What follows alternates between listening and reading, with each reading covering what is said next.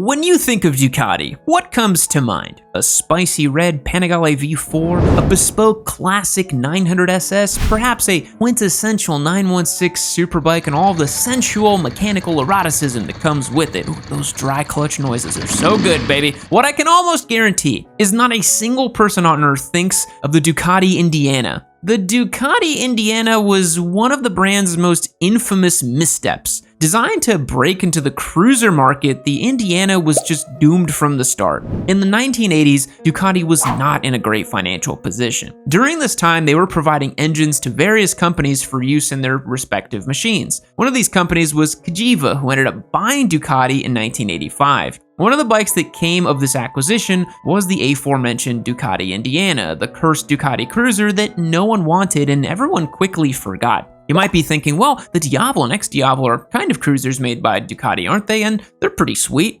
Brother, the Ducati Indiana could not be any further from a Diavolo. This was 1985. The Indiana was essentially a Honda Shadow or a Yamaha Virago with an air-cooled Ducati engine stuck inside of it. The bike used a 649cc L-twin engine that was good for just 43 horsepower to the rear tire. We love air-cooled Ducati L-twins around here, but there's no getting around that. That 649cc L-twin was essentially a sport bike engine, and in a cruiser, it was just not going to work correctly. It was an engine that liked to be revved high, and it lacked the immediate low-down torque that people look for on cruisers. Other than the motor, one of the biggest issues with the Indiana was its design. Ducati tried to blend American cruiser aesthetics with its own Italian styling cues, resulting in a motorcycle that looked confused and awkward. It had the teardrop tank and the cruiser handlebars, but it also had a trellis frame. It was just a bizarre mishmash of bits and pieces. To make things even worse, the ergonomics of the Indiana were really weird too, meaning that despite being a cruiser-styled bike, it was actually incredibly uncomfortable to ride. The Indiana just missed the mark in every single way. European sport bike fans had no interest, and cruiser traditionalists wouldn't touch it with a 10-foot pole. It really was a letdown of epic proportions and certainly did Ducati no favors in helping to keep the business afloat. This bike is a far stretch from what we think of a Ducati today, and I'm sure even Ducati historians would prefer if all memories of the Indiana faded into obscurity. Moving right along with some of the other worst-selling motorcycles of all time is the Honda CB500T. Ever heard of it? Probably not. That's the irony of motorcycles that fail so epically, they're often lost to time. Kind of like old songs from back in the day where people say, oh, music was so great, and that's just because all the slop didn't make it to the top after the time. The Honda CB500T is one of Honda's rare 70s failures. In the 1970s, Honda was out here single-handedly bankrupting rival manufacturers like Harley-Davidson and Triumph with their advanced, powerful, and reliable motorcycles. So the CB500T really throws you for a loop when you think about the context of when it existed. This bike was a half-baked resurrection of the decades-old CB450 platform. Honda lengthened the stroke of the existing 450cc parallel twin to achieve the 500cc of displacement. With a 180-degree crankshaft and a little engineering technology available at the time to quell the vibration, the CB500T was nearly unrideable near 70 miles an hour and completely unrideable beyond that. The vibration was so bad on this motorcycle that one of the few things praised by reviewers of the time was the comfortability of the seat, because it was the only thing that made the CB500T somewhat rideable. The motorcycle was also known for a clunky transmission that didn't encourage playful or spirited riding. Not only was it clunky on shifts, it was prone to false neutrals, bizarre noises, and premature wear. For a company that was becoming known for world-class reliability, this was not a good look for Honda. The CB500T essentially came across as Honda's own version of the outdated British twins that they'd already outclassed with their 4-cylinder platforms. Ironically, the CB500T was sold alongside the existing CB550 4-cylinder that blew the clunky twin stepchild out of the water. The CB550 was smooth, powerful, and far better handling. The CB500T failed due to poor engineering choices, outdated tech, and stiff competition from Honda's own lineup. There was really just no reason to produce the 500T, and they'd already had all the small displacement 4-cylinders that were better by every metric at the time. No one enjoyed the CB500T, and it was discontinued after just 2 years in 1976. It is marked as one of Honda's rare missteps and has luckily been forgotten by most motorcycle enthusiasts. Now, today we're talking about the worst-selling motorcycles of all time, but of course we need to talk about one of the best-selling bikes, and that's the Yamaha MT-07. Recently updated and revised for 2025, this bike features features a new frame, new suspension, new swing arm, new shock, and some pretty good new looks. Get your chance to win one for free at yammynoob.co. That's my website link down below, where I've given away over 54 motorcycles to fans of the channel over the last 6 years. It's a ton of fun. It's a great way to support the show. Become a member today and lock in your chances to win. We're giving away a new motorcycle every single month this riding season, so you're not going to want to miss it. Thanks so much for listening and checking that out. Hit that link down below and support the show. Let's get back to it. If you ever have one of those nights where you get into a box of Pinot Noir and your girlfriend is off in the other room watching the latest season of Survivor, and you find yourself being pulled into the cool blue light of the computer screen and the dark recesses of the internet open up to you, where the Harley bros coalesce to wax poetic about their Screamin' Eagle mufflers and big sucker velocity stacks, you might find people fondly pontificating over the XR1200. Brother, it was so ahead of its time. Brother, if I ever find one for sale, I'm gonna buy it instantly. Brother, I'd trade my Heritage Ultra Classic Glide Astro Glide CVO for an XR1200 in a heartbeat, even if it meant there'd be no more room for Deb on the back. This is also ironic because at the time of its production, the XR1200 was considered to be a massive commercial failure. This bike was designed to be the sportiest sportster ever built. Its name and its looks harken back to the XR750 flat track machine, but it was meant to be more of a street ripper. It used the 1200cc Evo engine with reworked heads that allowed it to make 90 horsepower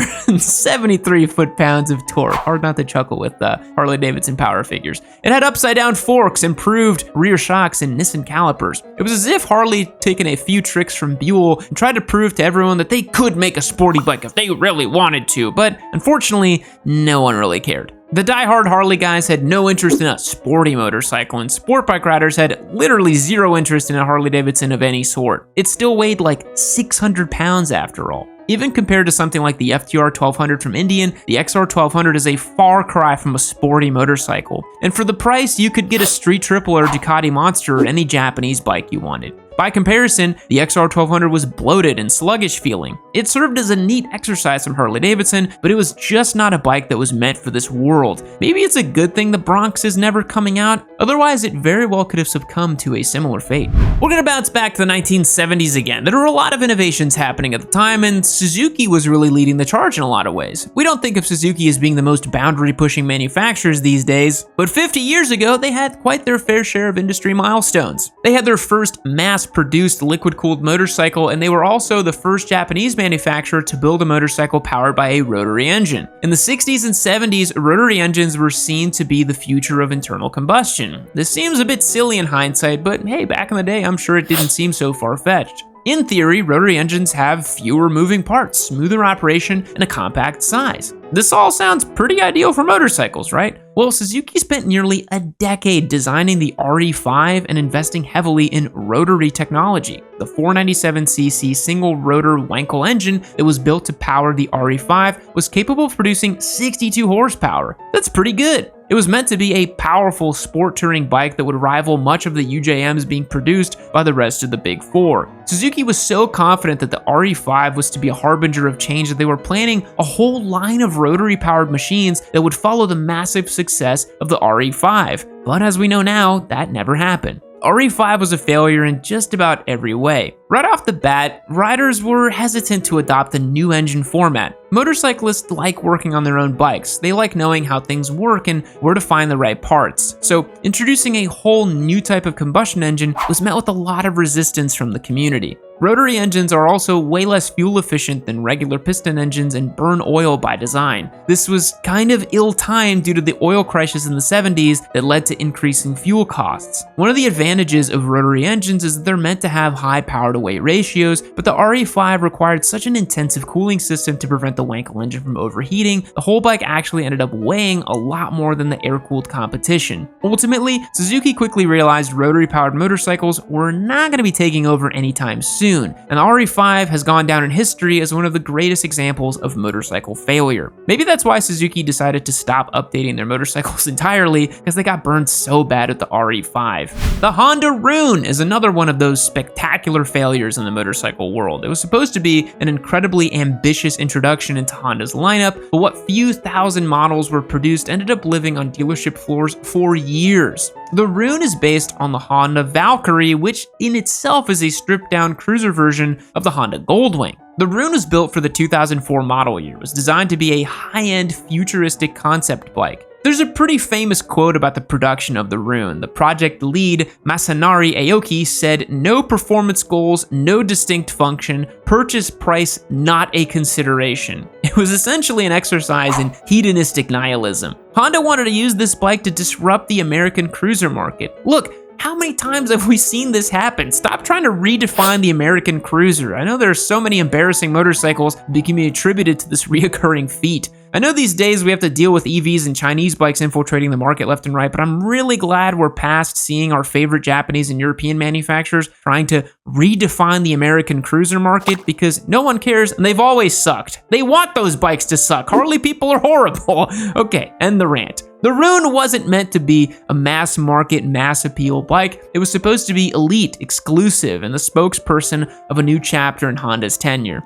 It was meant to be bold, artistic, and technologically advanced. It was built around the 1832cc six-cylinder engine from the Goldwing, and that's about where the good stuff stops. It had this bizarre, raked-out proprietary front suspension system and some pretty hideous and grotesque bodywork that would make the Hayabusa probably smile in sweet, sweet terror. The Rune was sold for an MSRP of $27,000, and Honda claimed that each bike cost them over $100,000 to produce. That's how dedicated to this cause they were. They were willing to lose nearly $75,000 per unit just to prove a point. What that point was exactly, I don't think anyone ever fully figured out. The Rune was too weird, too ugly, too avant-garde, and too experimental, and definitely way too expensive. Honestly, I think it was just a weird marketing stunt more than anything else, and to just make it resemble a functional, successful bike. I think Jay Leno just owns all of them now. Thanks for making it to the end. I love doing this kind of historical, cultural deep dive video. What do you guys think of these bikes? Are you an XR1200 stan, or are you just a smart person? I'm just playing around. Take a second to subscribe if you liked the video. I'll catch you guys later. And remember that MT-07 giveaway bike is up for grabs. Thanks so much. See you later. Fact: gravity slows down time, so clocks at the top of a skyscraper tick slightly faster than those at ground level due to weaker gravitational pull. Goodbye. Oh, I love being here inside of the warm embryonic fluid of Valentino Rossi. Me and him just sharing foods together. Maybe he's gonna eat some pizza or some pasta here in the hills of Tavullia. But you know where else it's nice and warm and cozy is this next episode of Yami Noob. You can click on right over here. I'd love for you to watch it. But anyways, I'm gonna stay here hanging out. Me and him might go onto the track later, but I'll catch you guys later.